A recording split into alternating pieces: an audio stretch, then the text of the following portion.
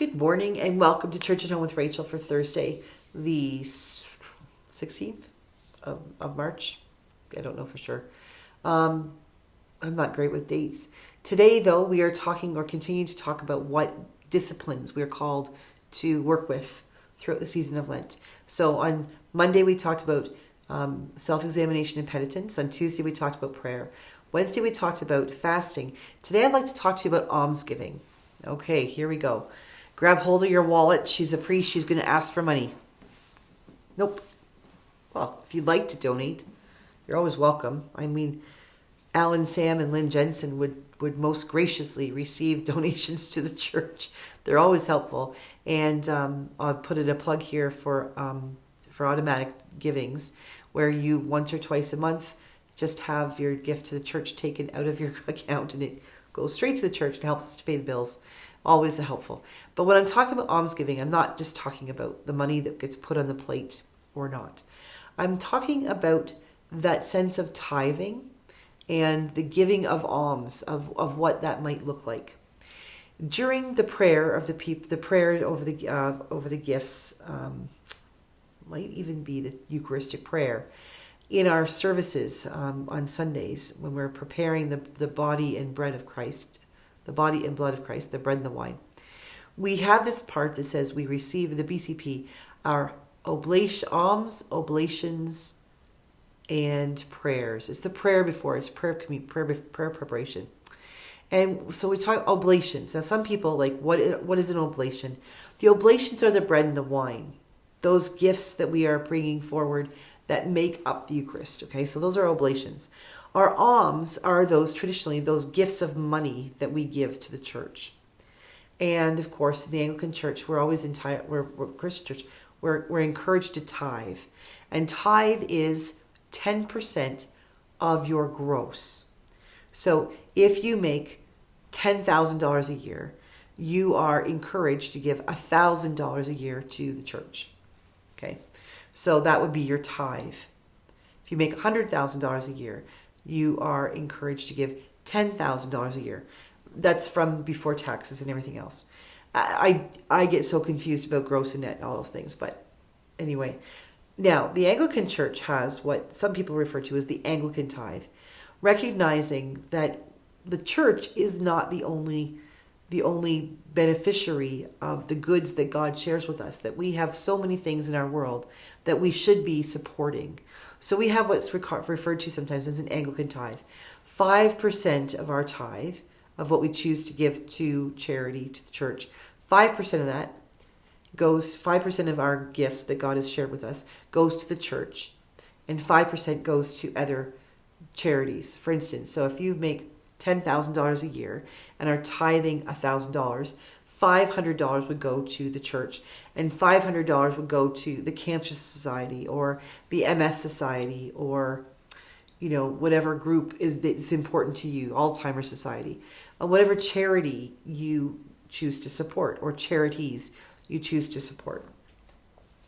Now, I know as much as any of you how difficult it can be to pay your bills, especially these days. The gas is through the roof and doesn't look like it's going to come down. They say eat healthy, shop on the outside of the grocery store. And to be quite honest, that's getting more and more depressing because, broccoli and cauliflower and carrots are like the things that are good for us, and meat, oh, for heaven's sakes.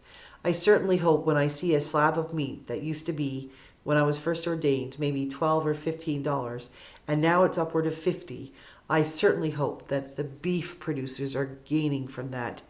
My hunch is that they're not.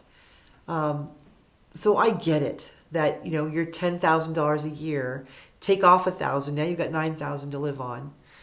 It doesn't go very far. I understand that.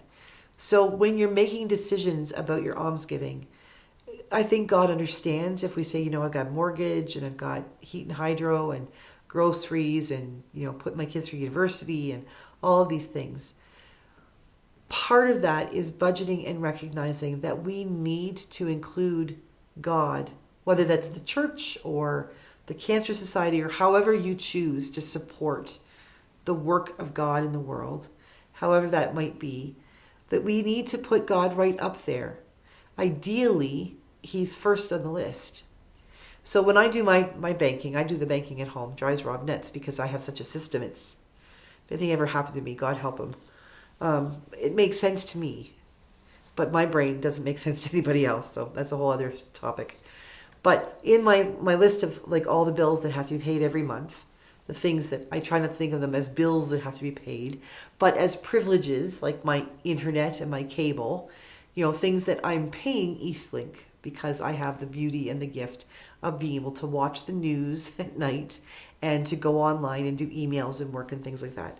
So in my list of everything that has to happen, the first one is at the top is my gift to the church.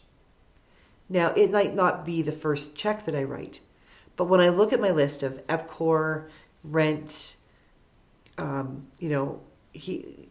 town bill, my phone bill, like all of the bills, I don't think of it as a bill, but my gift to God is at the top of the list.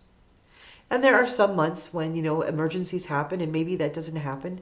Maybe the church doesn't get as much as I would like to give that month, although I try to be careful to do that. And I have found over the years that when I make the decision to tithe, when I make the decision to give to God from the gifts that God has given me, and I make that the first thing that I do, things just work out.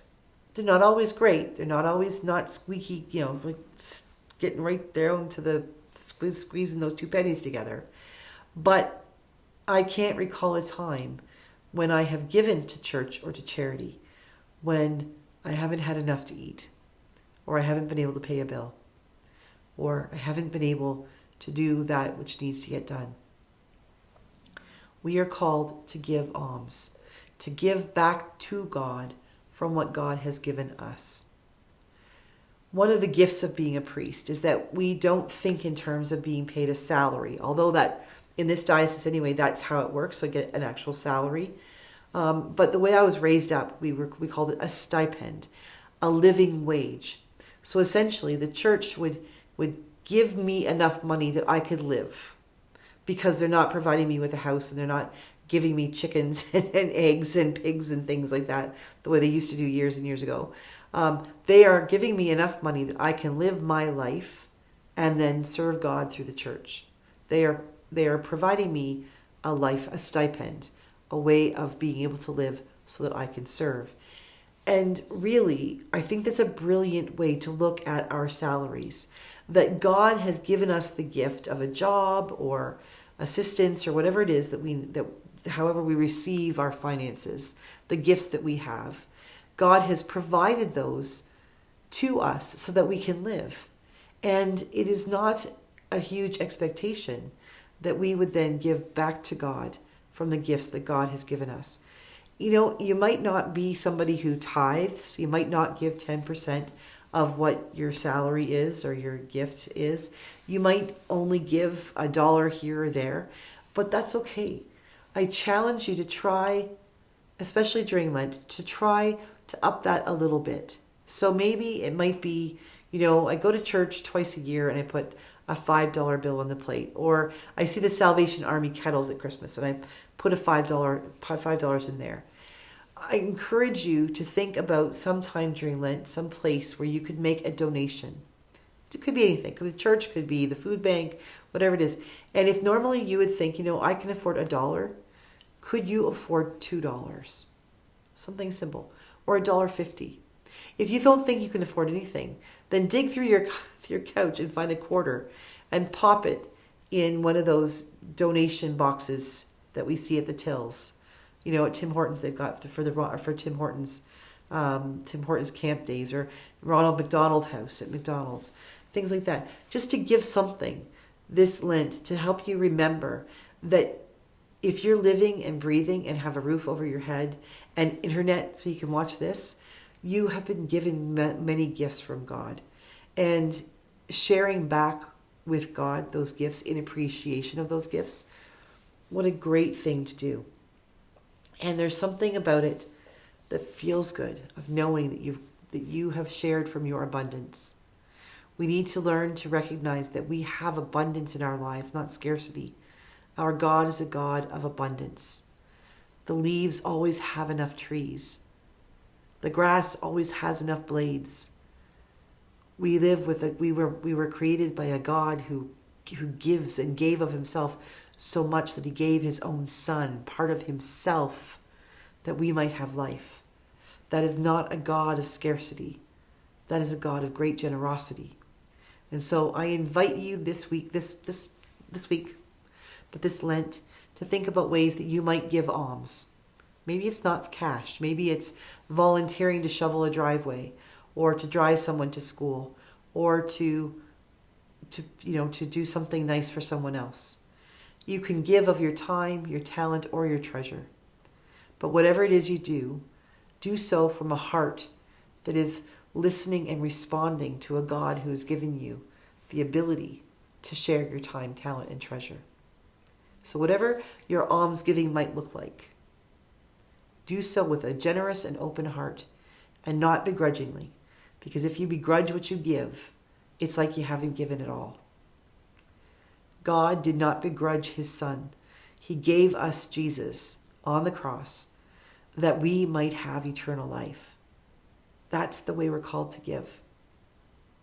That's the way we're called to give. Have a great day. I will see you again tomorrow, and we will continue to talk about Lenten disciplines. God bless everybody.